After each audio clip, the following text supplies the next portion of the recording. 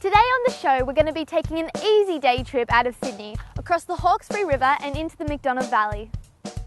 Now to get to the MacDonald Valley, we're going to take the St Albans Road, which means crossing over the Hawkesbury River on the Webb Creek Ferry. There are actually two vehicular ferries that cross here, and either this one or the main Wiseman's Ferry will get us to where we want to be. It's a 5-minute trip across the river, which still gives you plenty of time to take in the river views and the many houseboats that call Wiseman's Ferry home. On this trip, I'll be joined by my friends Grant and Louise in their Toyota Hilux, and Bruce, who is taking the Prado off-road for the very first time. On our way to the MacDonald Valley, we've stopped off here at St Albans. It's a little town that was established way back in the 1800s, but by locals it's known as the Forgotten Valley because all major roads have bypassed it. The Settlers Arms Inn is the oldest historic building in town and is still a working pub that is a favourite watering hole for tourists and locals alike. And on the hill overlooking town is the old courthouse, which is now a popular bed and breakfast. So we're heading down into the MacDonald Valley right now, and it's really pretty countryside, and along next to us is actually the MacDonald River. Now we're going to be following the MacDonald River for the rest of the day on these fairly well-maintained dirt roads. This is not a hard trip by any means. In fact, we'll be lucky to need to use four-wheel drive at all. But as we follow the river further north, we'll be crossing it a few times, and not always on bridges. The road winds its way through farmland and private property, and it's a very relaxing and scenic drive.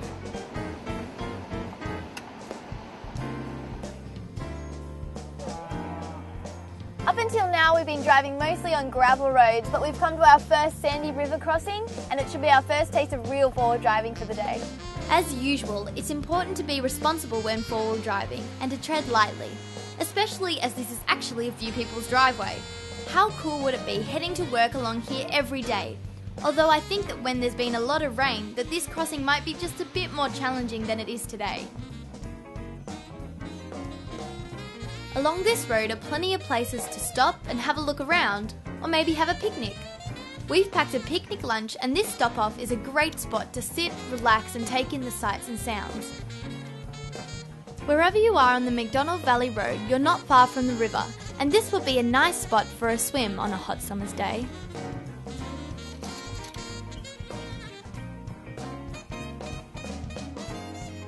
The road continues on through Upper MacDonald and then Higher MacDonald, which are marked as towns, but consist of a single building only. In fact, the road goes for 25 kilometres out of St Albans, and there is a fair amount of livestock wandering freely around on some of the properties, including a donkey.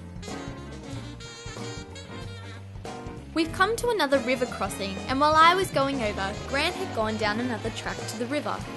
The track looked okay, and the crossing, whilst not marked and with no tyre tracks, didn't look too bad.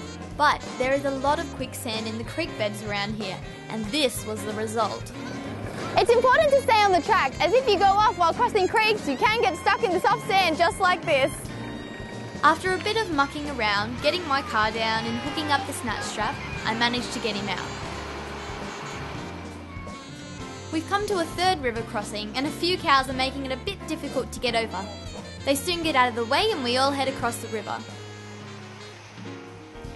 Along the way are a few historic looking buildings like this church and a few typical rustic looking Aussie sheds. The afternoon sun was starting to get low, so it was time for us to make tracks back home. So if you're looking for an easy day's outing close to Sydney, grab a few friends and head up here to the MacDonald Valley.